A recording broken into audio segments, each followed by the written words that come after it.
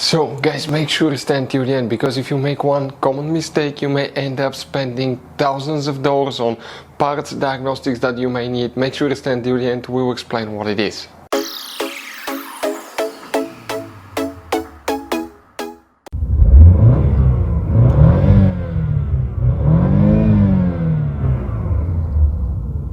Hey guys, welcome back to Electrical Car Repair Live. Thank you guys for watching and subscribing to the channel. Today will be super helpful video to any of you having a Dodge Challenger, that generation here from year 2014 to year 2024.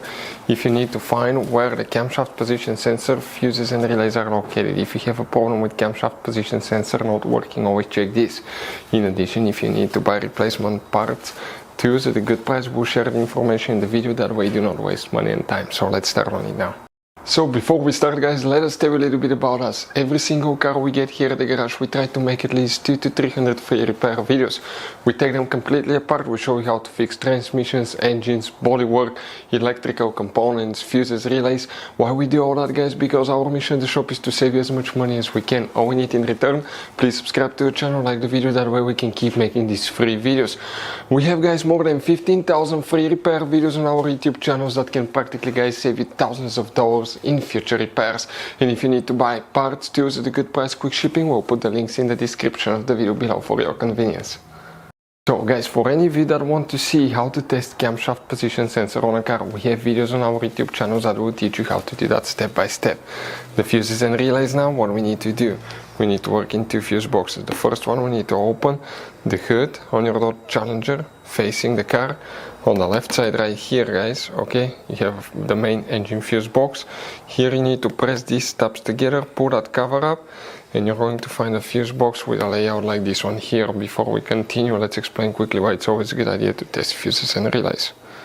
It is guys very important to test fuses and relays. On those fuses you cannot clearly see if they're burnt or not, especially you can see in the J-case fuses as well. And if you guys assume, okay, let's say you remove a fuse, you look at it and you assume guys that it's actually a good fuse, but it's actually a bad fuse, sometimes you cannot clearly see that.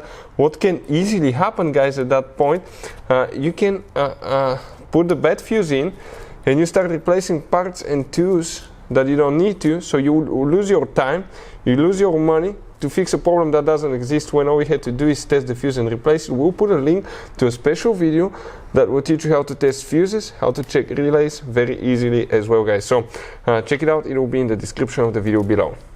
So for the camshaft position sensor, we need to check all engine management fuses, because there is very limited information exactly which one it is, so check all of them. Most likely one of those will work for the camshaft position sensor too. So you need to guys check fuse 31 right here. You need to check fuse 34, fuse 35 and fuse 37. Also you need to check relay 63. After that you need to open the trunk. Here you need to lift the carpet liner up. Underneath you have the spare tire, and that's a car battery on the right side. Behind it you have a fuse box. Open that cover by squishing the tabs together again, and you have that layout here. We need to check relay 29, and some models may have a relay 14 here in the corner as well, that you will need to check on your Dodge Challenger. So guys, this Dodge Challenger has all kinds of different fuses and relays. Those could be really hard to find if you're in the middle of nowhere. We'll guys put a link in the description of the video below where you can get some spare ones put in the glove box, because one time we needed a spare, we couldn't find one and we were stuck in the middle of nowhere because of that guys.